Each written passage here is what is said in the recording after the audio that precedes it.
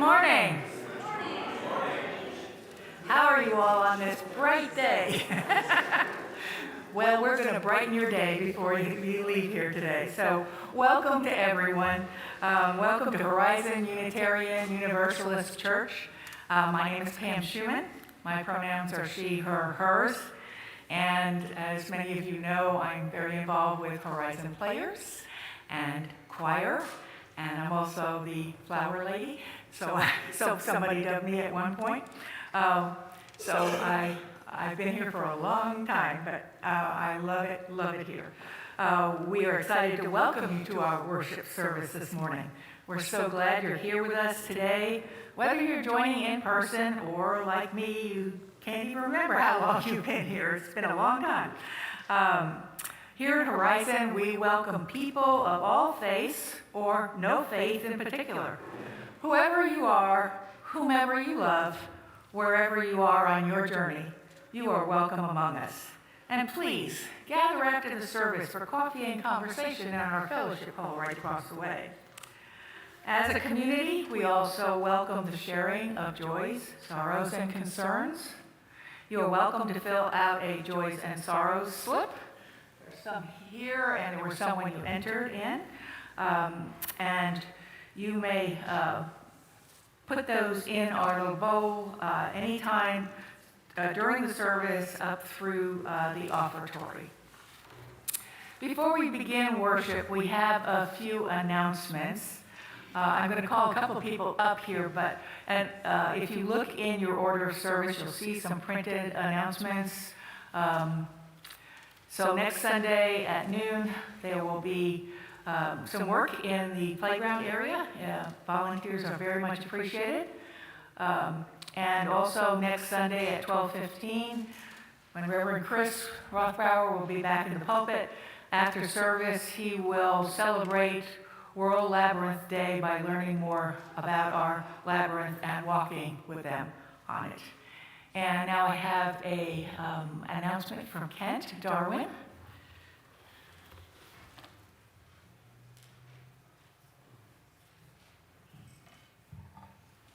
Good morning to you. We've had a unique opportunity to have Evelyn Frankel's work in our sanctuary for the past 2 months.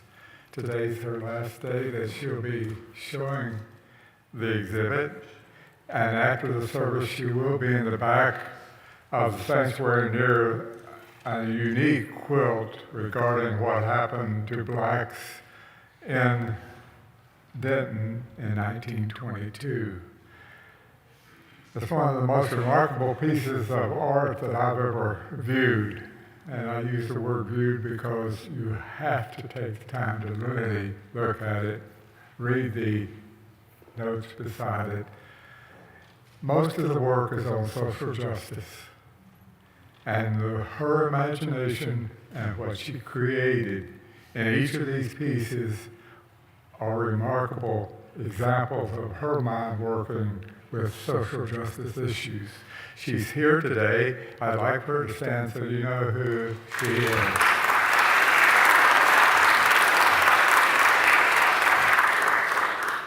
And thank you very much. We'll have a brand new exhibit that will be hung on Wednesday that will start, and she will have her exhibit through mid-June, and then we'll have another artist ready to follow her. Thank you very much. And we have one more announcement from Lisa Casto.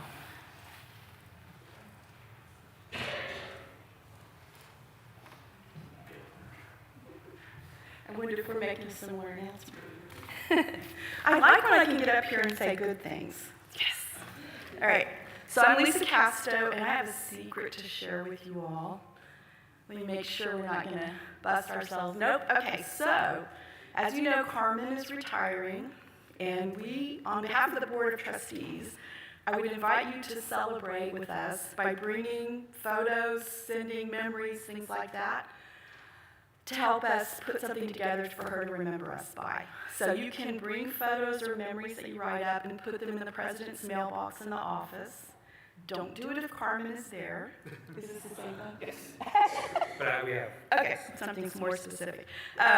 We're also looking for someone, or a couple people maybe, who are really good at scrapbooking. I'm crafty, but I'm not that kind of crafty. You have 2 weeks to do this.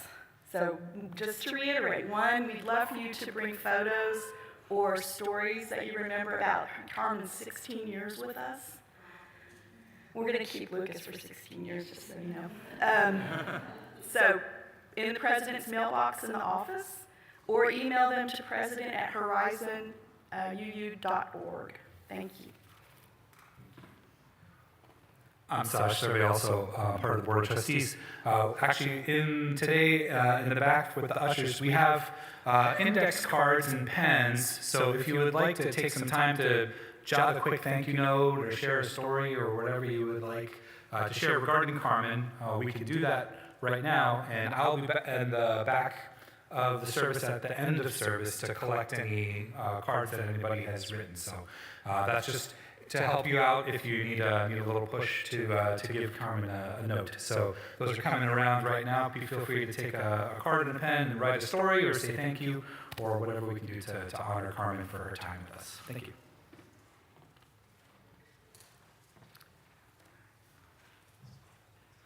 Well, good morning. I'm Kel Sabo. My pronouns are he, him. I serve as Horizon's music director, and I will be your worship leader this morning.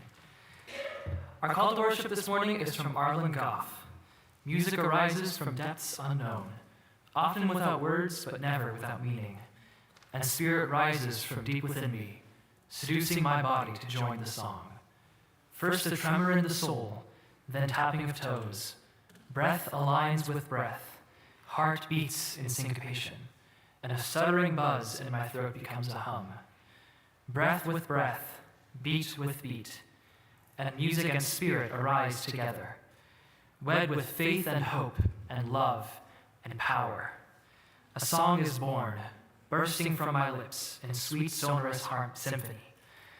A melody joining with other souls, perhaps in tune, perhaps not, but a song still, arising from deep within and from community.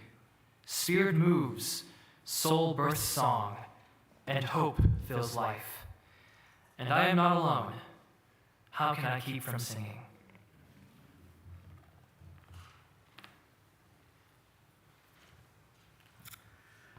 Our chalice lighting today comes from Leslie Pole Cosbaugh. Flame of fire, spark of the universe that warmed our ancestral hearth, agent of life and death, symbol of truth and freedom, we strive to understand ourselves and our earthly home. And now, if you'll please join me in our affirmation, which is printed on the back of your order of service and projected on the screen. Love is the doctrine of our church. The quest for truth is its sacrament, and service is its prayer. To dwell together in peace, to seek knowledge in freedom, to serve humanity in harmony with the earth. Thus do we covenant together. And we are now adding another ritual to our Sunday service each week. And it follows on what we did last week. Each Sunday throughout the summer, we water the flowers we planted in community on our Earth Day ritual in April to remind us of the seeds we plant in community each time we come together at Horizon. Please join me in saying our watering words. You'll find them on the screen behind me. In colors bright and essence sweet, like flowers we blossom when we meet. O source of life, our song we raise. This beauty fills our hearts with praise. And as you can see, they're doing very nicely.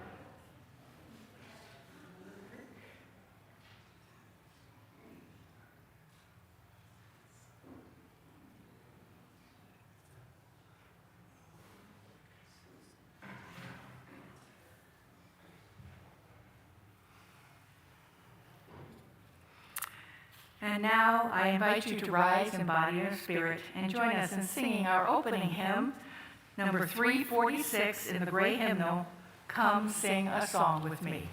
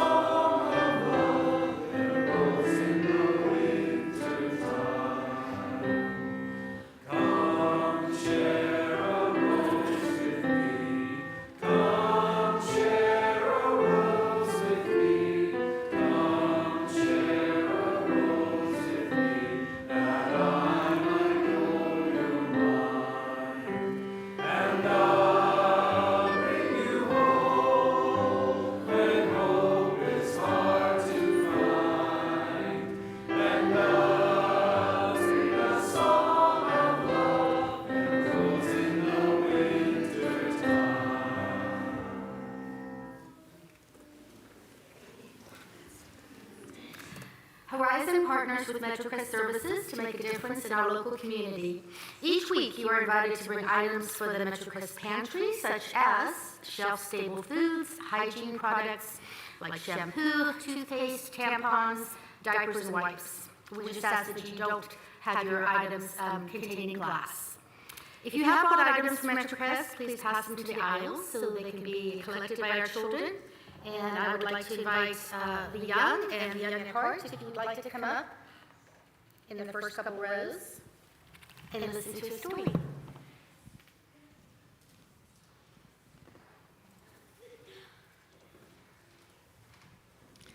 Hello.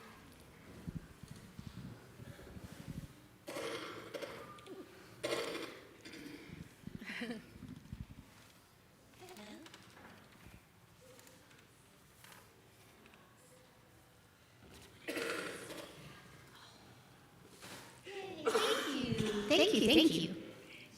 Okay, our book today is called The Dot by Peter Reynolds.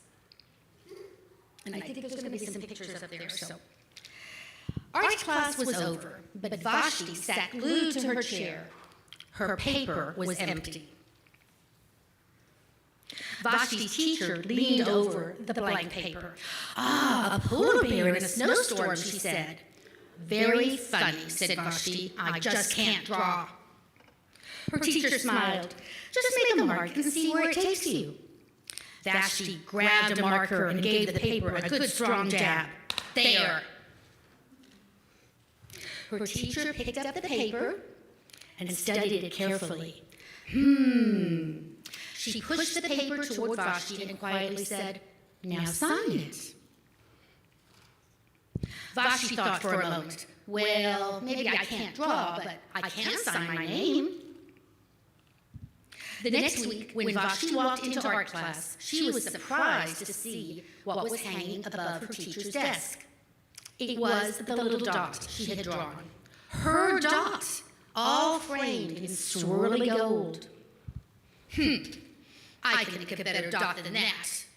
She opened her never-before-used set of watercolors and set to work. Vashti painted and painted. A yellow dot, a green dot, a red dot, a blue dot. The blue mixed with the yellow, and she discovered that she could make a green dot. Vashti kept experimenting, lots of little dots in many colors. If I can make little dots, then I can make big dots too. Vashti splashed her colors with a bigger brush on bigger paper to make bigger dots. Vashti even made a dot by not painting a dot. At the school art show, a few weeks later, Vashti's many dots made quite a splash. Vashti noticed a little boy gazing up at her. "You're a really great artist. I wish I could draw," he said. "I bet you can," said Vashti. "Me? No, not me. I can't draw a straight line with a ruler." Vashti smiled. She handed the boy a blank sheet of paper. "Well, show me." The boy's pencil shook as he drew his line. Vashti stared at the boy's squiggle, and then she said, "Please, sign it." The end.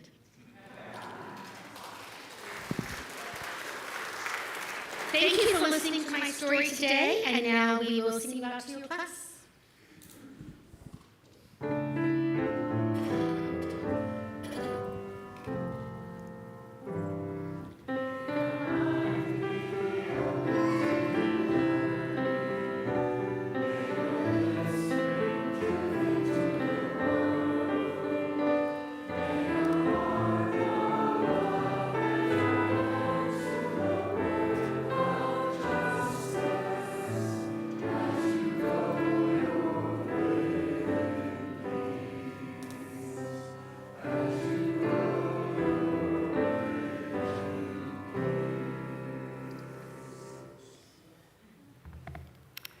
The offering is a sacrament of the free church.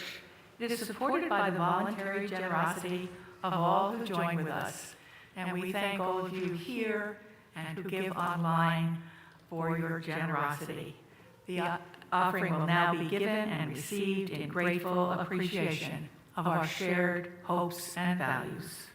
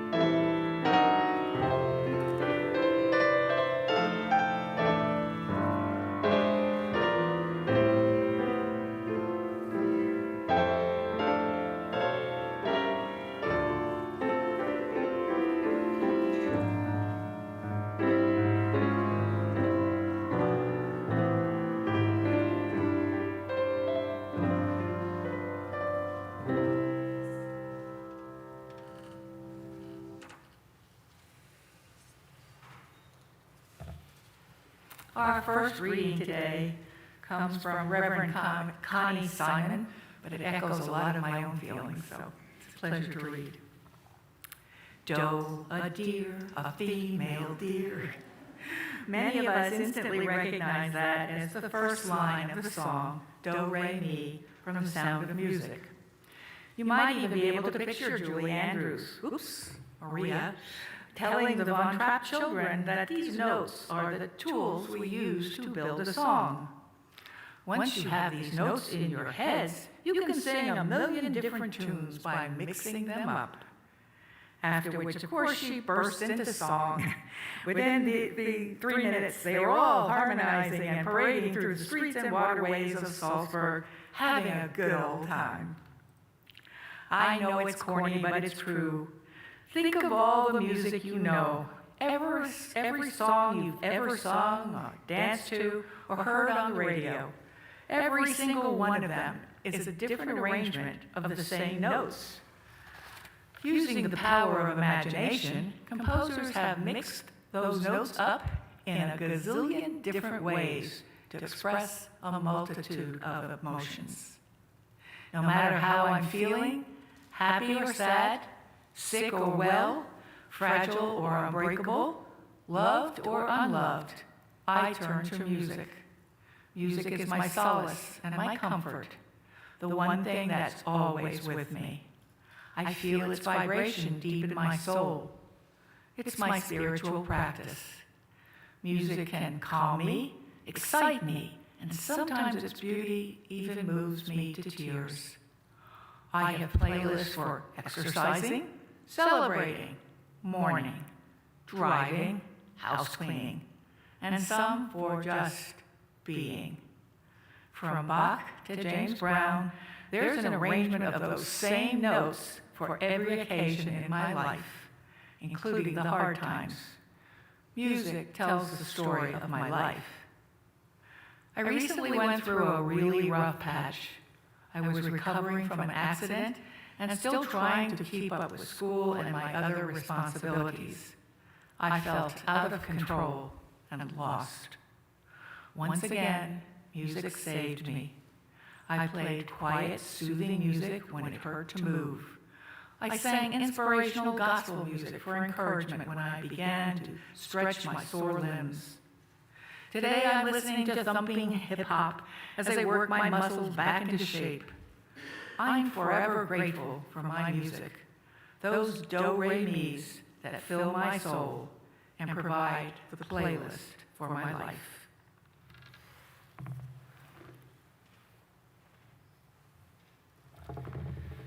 So, funnily enough, what inspired me to speak to you here today was a series of TikTok videos. Here I am showing my age. But unfortunately, TikTok's search function isn't incredibly useful, so I couldn't find those videos, or I would quote them more directly, but I can summarize them. They are, one in particular was of a young woman who's an ex-Christian, and she was describing her experience leaving the evangelical church and the role that music played in one of her epiphanies.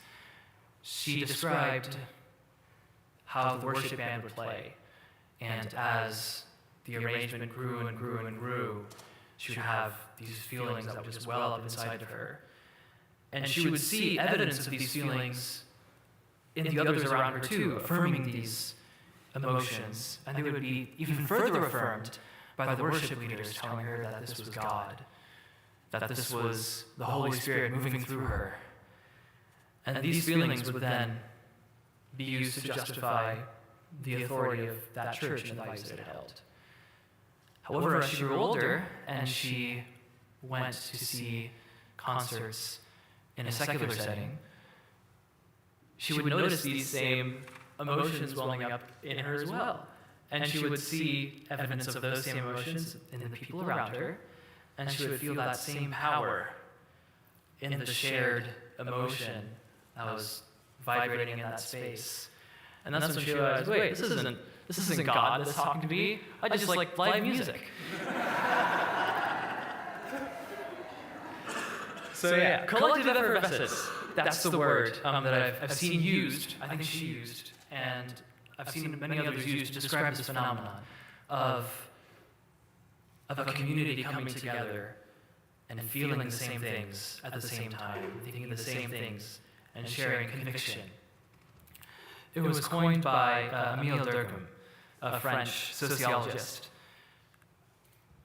And music, I think, serves this phenomenon particularly well, because you can sort of say that as words make us think, music makes us feel. Of course, this dichotomy isn't very strict either. You can find plenty of composers and authors who try to go against it to some entertaining results. But it also explains why singing is so special, because in singing we combine both words and their unique emotional power with music and their unique emotional power, and we sort of get to deliver the same message on two fronts, making it all that more powerful. This evokes something called, let me give this a try here, Gesamtkunstwerk. Say that 5 times fast. But my brother here is nodding at me because he studies German. But this was coined by a German philosopher. It's the idea that through using all forms of art and expression together, how we were talking about with singing, that the end result is felt even more powerfully that way. And we see this all the time. Think movies, combining the score. I was just watching Interstellar the other night, and so I was feeling this quite vividly. The score punctuating the emotional moments that the actors and the cinematographer is portraying. Or in musical theater, when dance breaks out once the music isn't enough to contain the emotion. Or in modern live concerts, think of all the lighting and the set design that goes into something like Taylor Swift's Eras Tour, which is something that I've also seen a lot of talk of regarding collective effervescence. Swifties have shared appreciation for this music. And while you might not necessarily respond in the same way that our TikTok example did to contemporary Christian music, as I talked about in the first example, I don't think anyone could deny Taylor Swift's power and domination in the last few years. So this made me really excited, this conversation of collective effervescence, because that makes me wonder, where do we fit in between the contemporary Christian music and the Taylor Swift concert and or even, more direct to our lineage, the not necessarily Catholic, but traditional Christian service and the Western classical music that defines it. And I think we can get a clue by looking back to our own history with the Christian church. So back in Europe, of course I'm thinking in musical terms, in the Baroque, the classical eras, the Christian church held much more power socially, politically, culturally than it does now.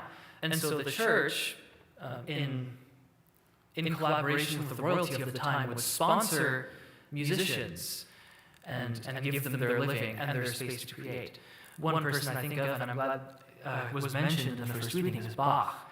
Bach is one of in the Western classical canon, one of the most influential composers ever. I mean, people argue all the time about Beethoven or Mozart or whatever, and we'll get in all kinds of flame wars about who matters more, but everyone agrees that Bach is one of the most influential, including, for example, one of the jazz guitar professors at UNT with whom I was privileged to study. He talks on Instagram about Bach all the time and has his Telecaster out and is playing all this Bach stuff, which I think is hilarious. But Bach, being so tied to the church, he held numerous church organist positions throughout his career, throughout his life. And he wrote both sacred music for the church. I think one of his jobs had him write a cantata every month, which is unimaginable. But also, the support of the church allowed him to pursue his secular music as well, his instrumental studies, his inventions, the well-tempered clavier, etudes that were more for the practice of the instrument. Let's compare this to today, where we think about who is it that is empowering musicians to create and innovate.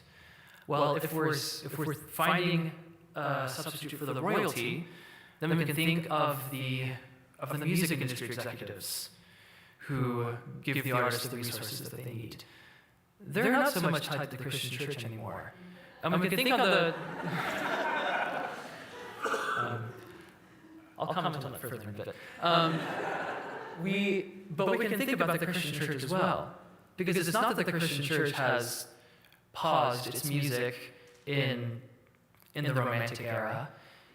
It continues with its contemporary Christian music, but because the church now, the Christian church specifically, does not hold as much power in the United States as it did back in Europe at the time, it's no longer the Christian artists that the church sponsors that are the ones who are driving the innovation in music. When you turn on the radio, well, okay, that's even now that's dated.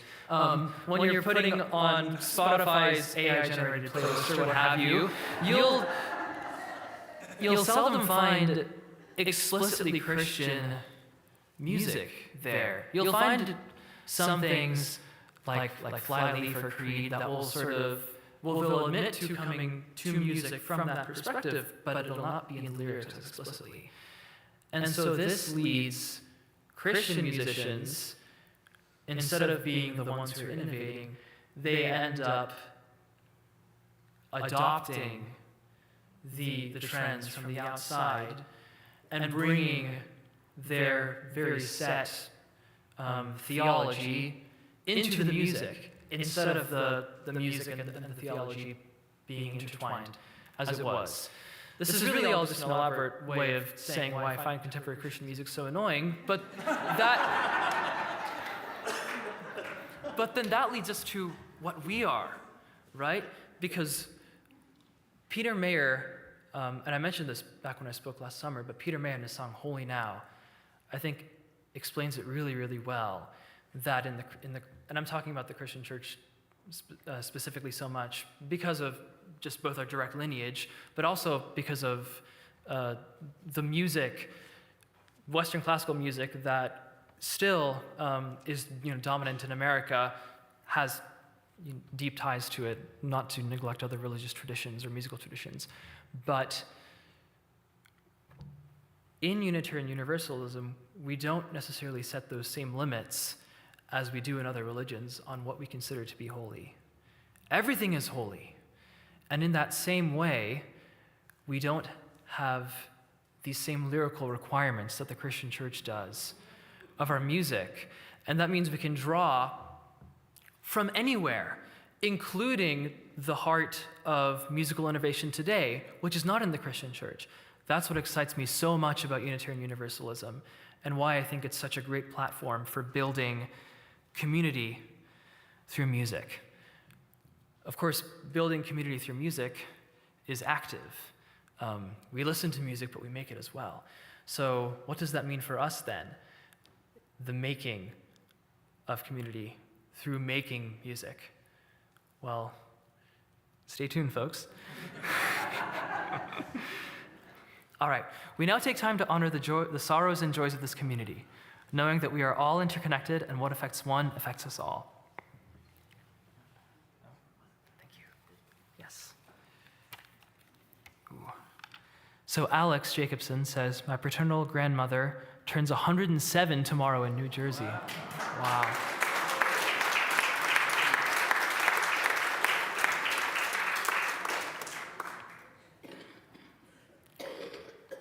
Sue says, I am now happily retired after a wonderful 38-year career as a librarian. Congratulations.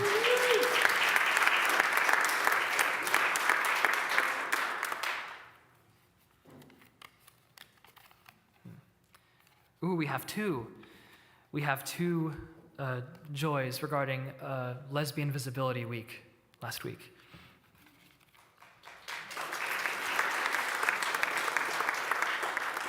Make that 3. From Carol. Beth says, my aunt, Ruth Whitmer, passed away Monday from complications of Alzheimer's. She was 82. We light a candle this morning to honor all the joys and sorrows which have gone unspoken and reside only in our hearts.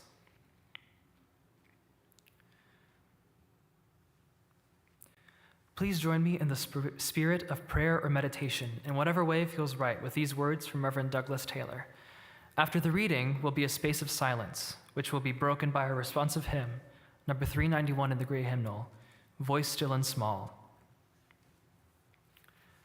Eternal Spirit, from whom all things come and to whom all things return, we gather this morning in community, seeking to live in harmony. Each of us here gathered lives out of our lives knowing our own story, our own private melody. Life at its highest and its sweetest is a sharing. Life is a sharing of our melodies, of our love and interest, of our yearning and questions. We gather this morning as individuals, creating harmony and community together. May our different ways of knowing and naming the holy blend together. May our voices be added to the holy chorus of life. May we practice our scales that we may better improvise and recognize where we come in when it is our time. The world is rife with discord and trouble. Injustice and suffering weigh us down and trip us up and stop our voices. May we learn to trust in love, in God, in our own voices, in the trembling faith of our forebears, to trust that we have a part in this symphony. And we can join this chorus and bring some beauty to the cacophony around us. May there be times of gentle tones and soothing melodies. May there be rhythms upon which we can rely to rally our spirits at need. May there be teachers and bandmates, fans and good companions to help call our best music of us. May there be moments where we are transported, moments when we discover we are not playing the music so much as the music is flowing through us and the music is playing us. O Spirit of life, may our song be among the songs of the Spirit. May there be beauty in our song and in our living. May there be meaning and power in our song. And may individual voices blend into the chorus that is thee, O Spirit. This we ask in the name of all that is holy. May it be so.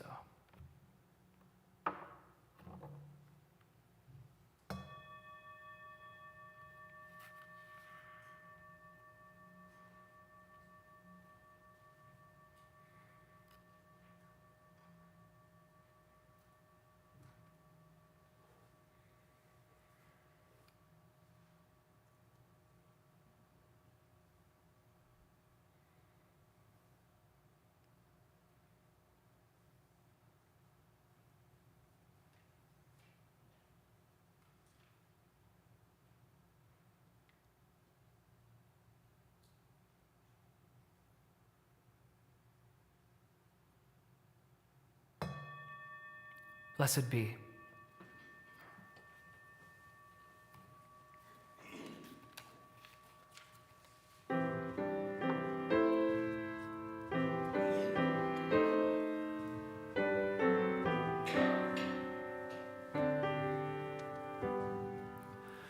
Voice still and small, deep inside all, I hear you call, singing.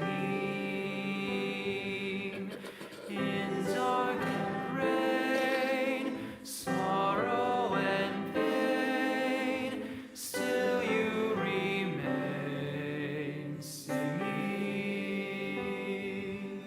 Calming my fears, quenching my tears, through all the years, singing.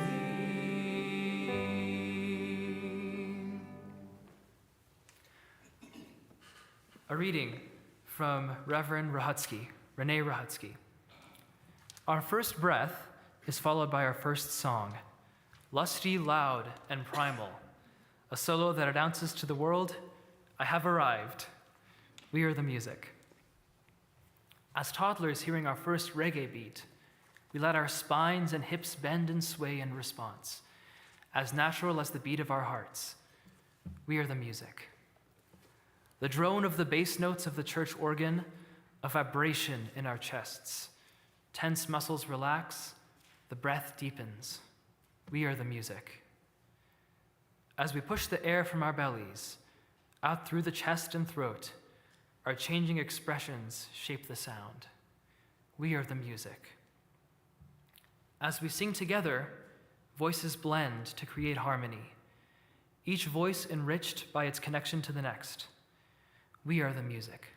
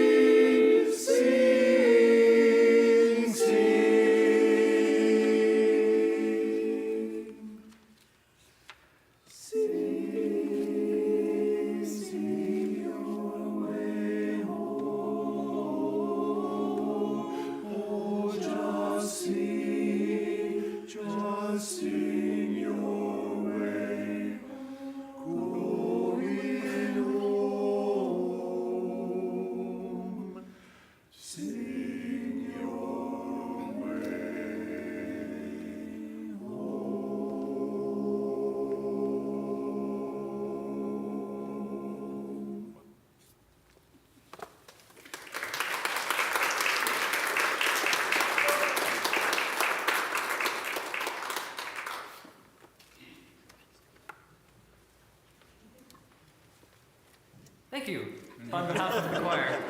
I suppose we don't get to talk to you all that much. Okay, so us making music. Another thing I noticed, and Reverend Chris wanted me to talk about this specifically, is, well, getting there. Sometimes I feel we conflate the art of music and the mystical nature that it has with the craft of music. So if we take something that we all understand to be, a perfect median slice of the human experience, for example, the YouTube comment section, then you'll sometimes see this on musical performances of people saying how the performer is gifted or talented. Ooh, I'll get to that word. That their music is a gift from God, that they're simply there to share and let passively flow through them. Because the craft of music, while the art is something very mystical, the craft is something that's quite well defined. The craft is the practice of it. It's what goes on behind the scenes. It's the hours of playing and singing scales and doing dictation exercises and transcriptions and all of these things that go into and behind the art.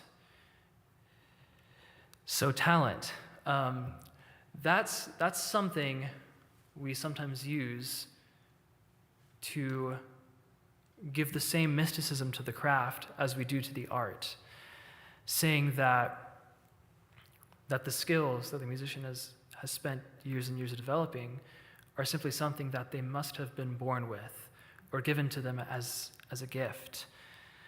When that's certainly not the case, although I can understand how it seems that way. I'm reminded of the metaphor of, give a prehistoric person a smartphone and watch them, grovel. I don't know if that's the word, but see the divine in it, even though we now, in the context of the 21st century, understand it as a banality of life and how it works.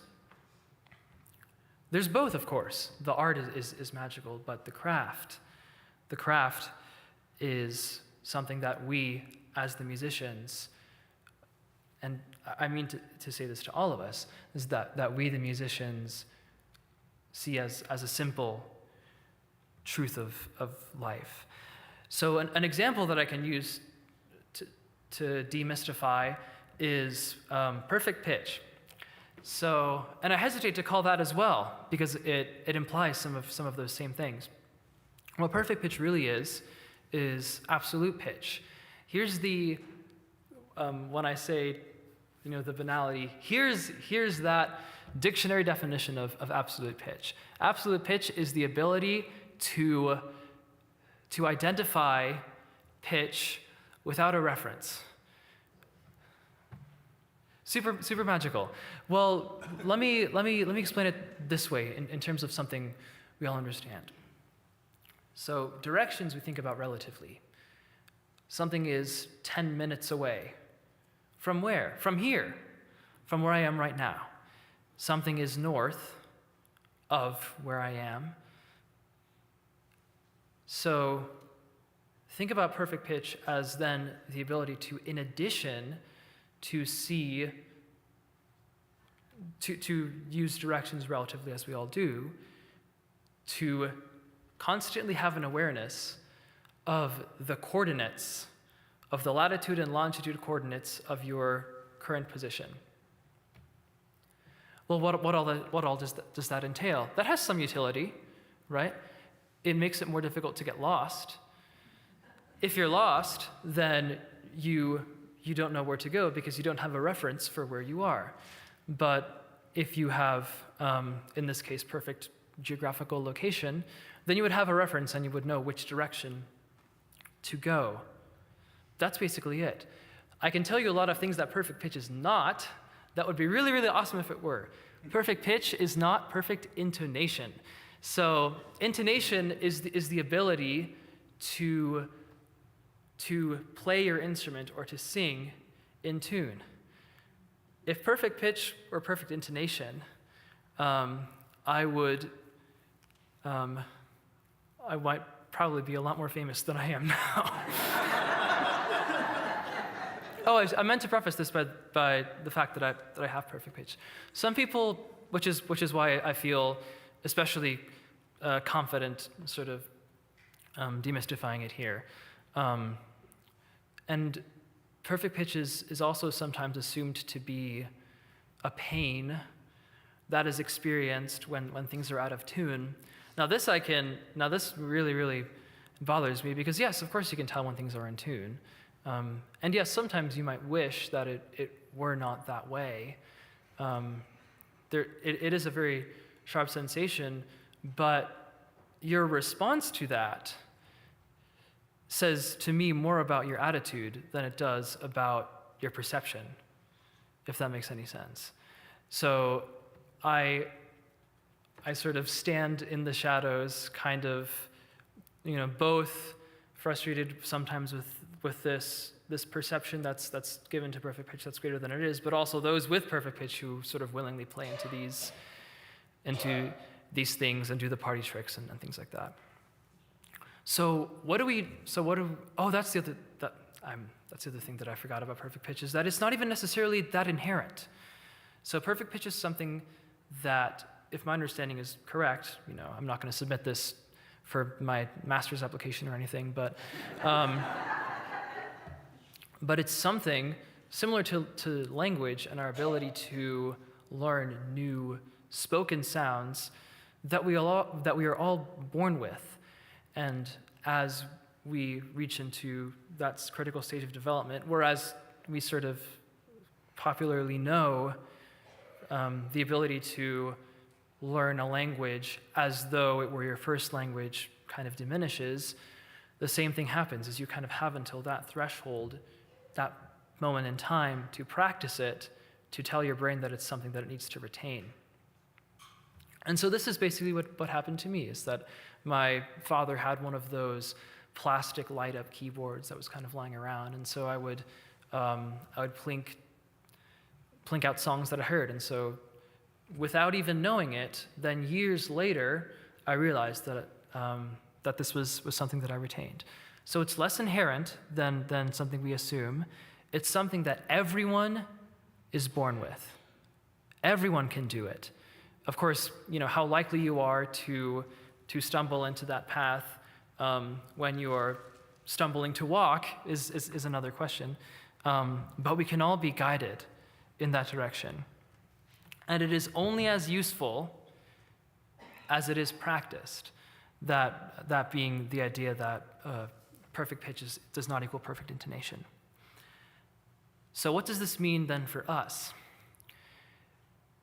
One of the phrases that I hear most often when I talk to folks about singing or making music in general is, "I can't sing." This is not a thing. This is not a thing that you cannot sing. Everyone can sing. Well, there are certain things that people reference. People reference tone deafness, that I can't match pitch. But here, in the same way that perfect pitch is not, the perception of pitch is not perfect intonation, the ability to recreate pitch, the inability to match pitch is not necessarily being tone deaf, because tone deafness, like perfect pitch, is about perception. It's about the inability to perceive the difference between pitch, and that's exceedingly rare. So that's not your excuse.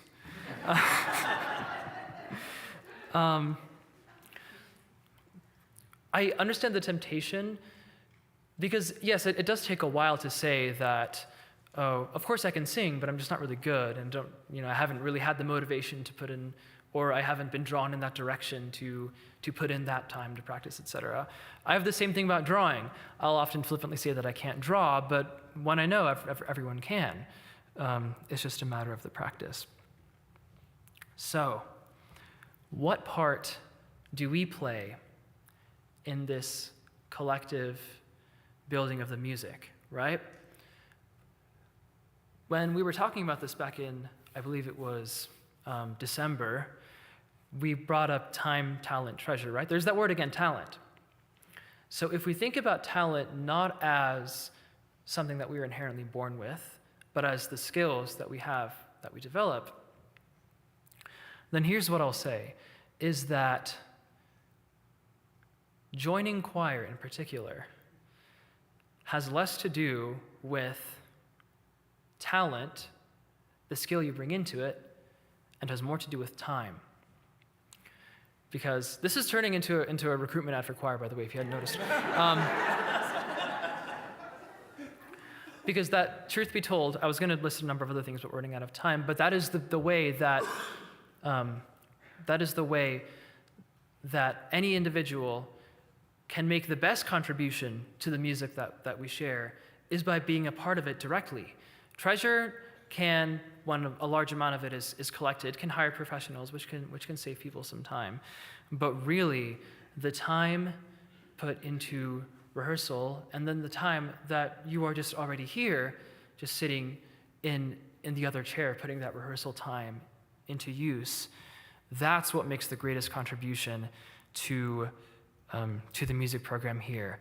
Because the whole purpose of a choir is that we get to lean on the support of our comrades in song, that our individual strengths blend into a collective, just as our ideas and our dreams blend to form this community. And one of the amazing things about these folks sitting here is that we already have plenty of those folks who have experience, who can read music, who can be leaned on. So what I do to make choir accessible to everyone, I record vocal learning tracks that you can listen to, so you don't necessarily need to be able to read music, because you can simply learn by ear, and also you don't necessarily have to be at every rehearsal because you have access to the learning tracks with which you can learn at home. So we rehearse on Wednesday evenings at 7:30 here in the sanctuary, going no later than 9. And I am willing to be flexible, of course, with folks' ability to. I've always said, and I've said this to Reverend Chris and everyone else, that I work with what I have. If it's Lucas and I singing piano, voice duets until the end of time, then that's what it is. But I'm very, very grateful for the volunteers that have made it possible for that not to be the case. And yes, when it comes to choir, quantity is quality. So I urge you to fret not about whether you can or can't sing, because again, I posit to you that everyone can. Think more about what is the time that you have available to you, that you are able to contribute, and think about whether you enjoy singing, because that's really all that matters. If you find joy in it, then we will nourish that joy for you, and in turn, nourish everyone else's spiritual experience here with us. I loved Alex Capitan's sermon that he gave back on the day of installation, where he mentioned gospel music, the playing of music specifically as part of our growing community. And he made a challenge to all of us that what are we going to do to build this community that we have infinite possibility. That's the beauty of Unitarian Universalism, is we can build whatever community we want.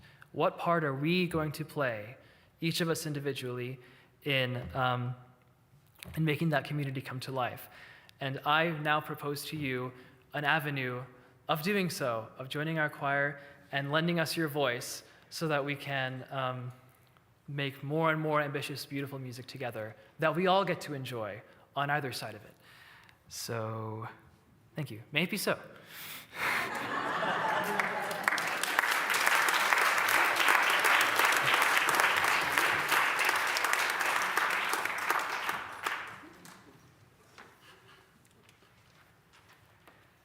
He forgot to say choir is fun. We have a good time.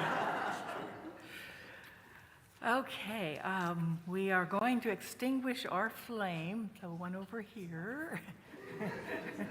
There's a snuffer there. There we go. But not our commitment to welcome radically, love boldly, grow spiritually, and serve courageously. This we do because we envision a beloved community filled with compassion, helping all to thrive in a just world. And now I invite you to rise in body and spirit as you are able, and join us in singing our closing hymn, number 108 in the gray hymnal, My Life Flows On in Endless Song. Thank you.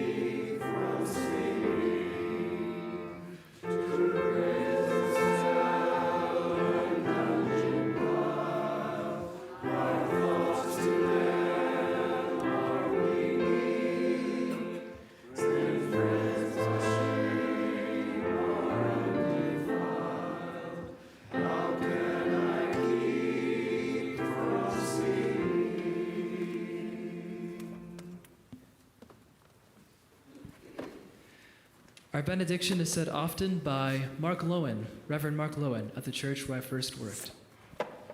No matter where you go this week, no matter who it is you might see, always remember to be gentle and kind, to be thoughtful and gracious, because you never know what burdens others are carrying in their hearts, or their minds, or their souls. Go in peace. And may I mention, in the library today, if you have questions and answers, that's the place to go. 10:15, grab some coffee, and we'll see you in the library.